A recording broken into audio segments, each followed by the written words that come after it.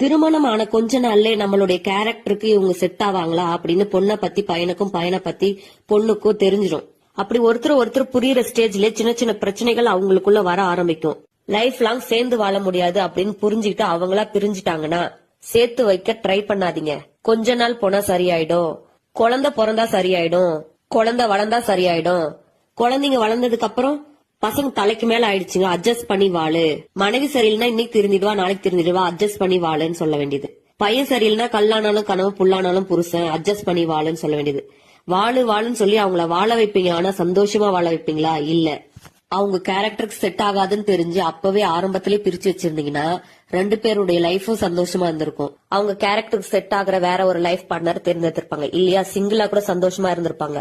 இப்போ 2 பேரையும் கஷ்டப்படுத்தி அவங்களுக்கு பிறக்கிற குழந்தைங்களையும் கஷ்டப்படுத்தி இப்போ லாஸ்ட் வரைக்கும் நீங்க அவங்களுக்கான வாழ்க்கையே நீங்க வாழவே இல்லை. உங்களுக்காகவும் சொந்த பந்தத்துக்காகவும் அப்பா அம்மாவுக்காகவும் குழந்தைகளுக்காகவுமே அவங்க வாழ்க்கைய வாழ்ந்துட்டாங்க. இப்ப வரைக்கும் அவங்களுக்கான வாழ்க்கை அங்க கேள்விக்குறியாதான் இருக்கு. இதே மாதிரி வாழ்க்கையை எத்தனை பேர் வாழ்ந்திருக்கீங்க கமெண்ட் பண்ணுங்க. இதே மாதிரி வாழ்க்கையை எத்தனை பேர் வாழ்ந்திருக்கீங்க கமெண்ட் பண்ணுங்க.